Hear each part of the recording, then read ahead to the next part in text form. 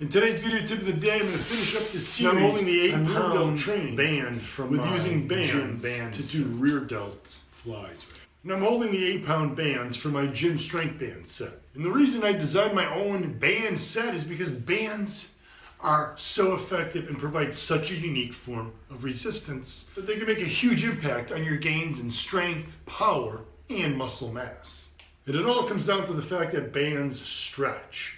The further you stretch them apart, the harder it is to continue stretching them apart. Now, using the curl as an example, just because it's easy to demonstrate here, if I'm doing curls with bands, the further I curl my arm up, the further I stretch the band apart, the harder it gets. Now, this is important for athletes who want to develop power. I mean, remember, everyone should be focusing on also building power, because power is going to lead to greater gains in muscle strength, and that can even help build greater muscle growth. Now, with power, what's important is to produce movements that are fast and explosive.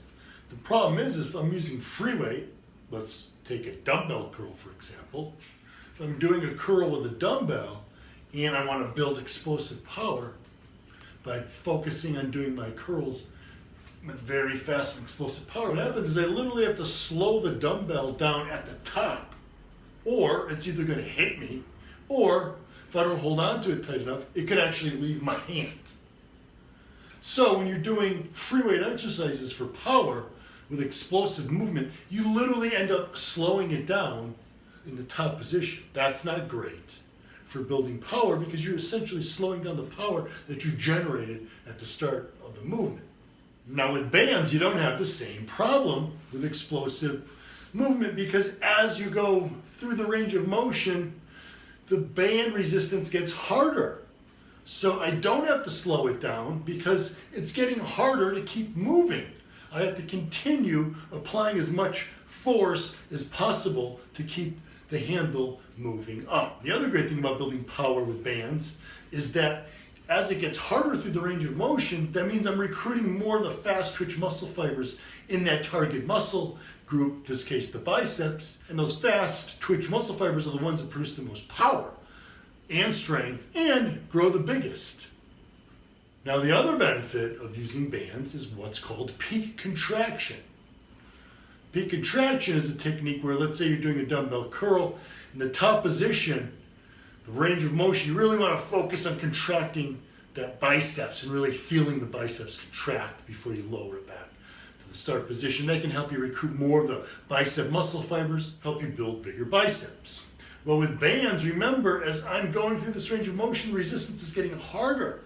So here in this top position, I really have to forcefully contract my muscles as hard as possible to even just hold the handle here. So it's really enhancing the peak contraction that you get when you do an exercise. So give them a try just for that reason. But today I want to talk about using bands to do rear delt flies with. Now back to my gym band system. Now the gym bands have these carabiners, which not only make it easy to put handles on and change the handles, but it allows you to connect the bands together, so now you have a continuous loop. This setup here is ideal for doing rear delt flies because it allows me to hold a neutral position on the bands. And there was a fairly recent study showing that a neutral grip doing rear delt flies was more effective for targeting the rear delts than using an overhand grip. You could do band rear delt flies with a single band like this using an overhand grip, but it's not going to be as effective as if you used the neutral grip.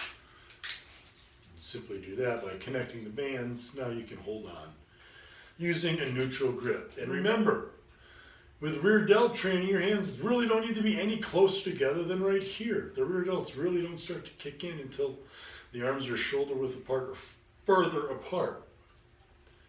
From here to here, there's no real rear delt involvement for that movement. So you really don't need your hands any closer than right here. Like I said, with this, it allows you to use that neutral grip to really maximize your rear delt muscle fiber involvement. So to simply do this exercise, hold the bands out in front of you right about shoulder height and simply maintain a slight bend in the elbows, and then bring your arms out to your sides and back as far as you can. The bands will come across your chest here as you try to extend back. Hold that contraction. Remember, peak contraction here with the bands. You're really going to feel it work those rear delts and middle traps.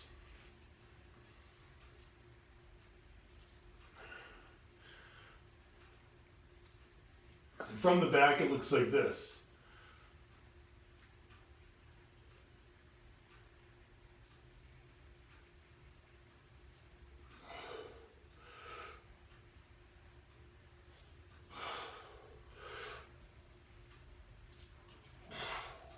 So try the band rear delt Flye next time you train shoulders. I'd put this exercise at the end of your workout after you've trained your middle and front delts, unless rear delts are really your sticking point. If the rear delts are lagging far behind for you, you could even start your workout with 3 sets of these. Start with a light band, get used to the resistance. It's a unique form of resistance compared to free weights, even compared to cables. Start with higher reps, somewhere in the 12 to 15 or even higher range at least.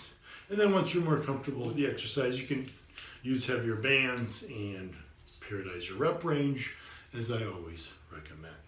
But with this exercise, make sure you do it slow and controlled and really feel those rear delts and those middle traps contract. That's going to make them stronger, which is going to help prevent injury and allow you to be stronger in other moves and lead to better overall balance development. You know how you're using this exercise, guys. Hit me up on Twitter, Instagram, and Facebook. And as always, stay Gym Army strong.